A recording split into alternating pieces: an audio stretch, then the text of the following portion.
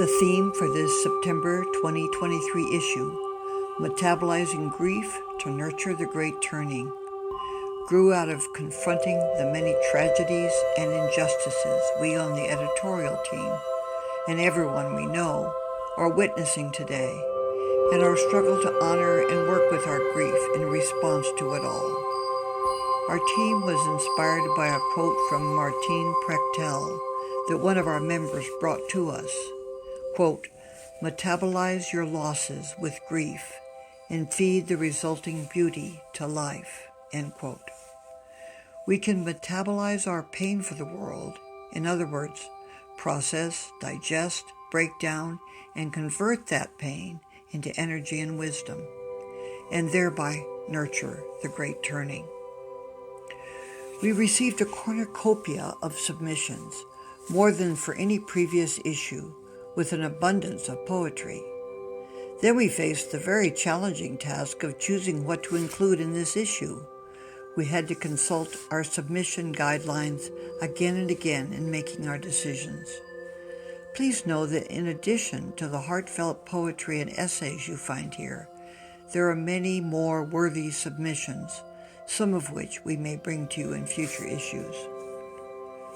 We share here essays and poetry that interweave experiences of loss, trauma, and grief with the effects of fully experiencing them, acknowledging and celebrating the courage, perseverance, and wisdom that grows with deepening awareness of the transformative beauty of our feelings, other beings, and our world.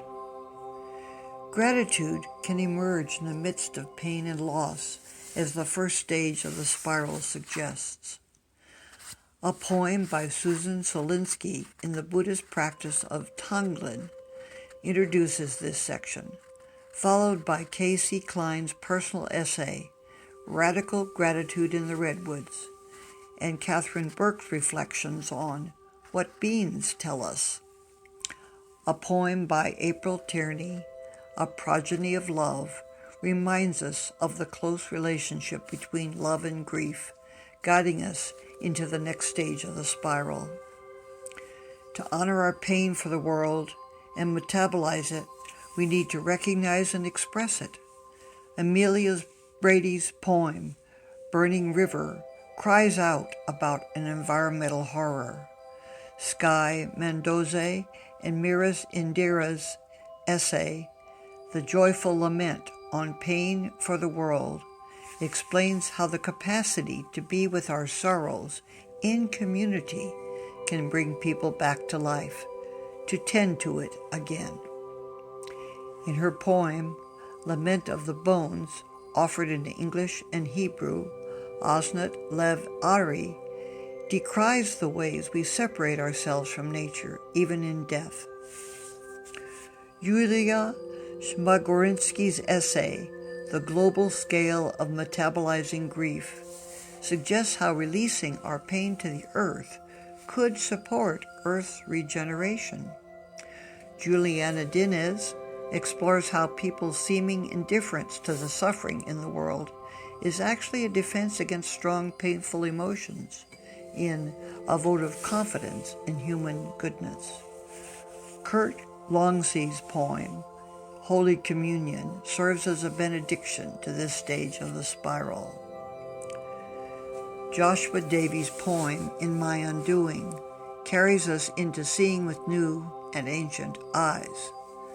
Beloved elder in the Work That Reconnects, John Seed, offers his reflection on hearing inside ourselves the sounds of the earth crying.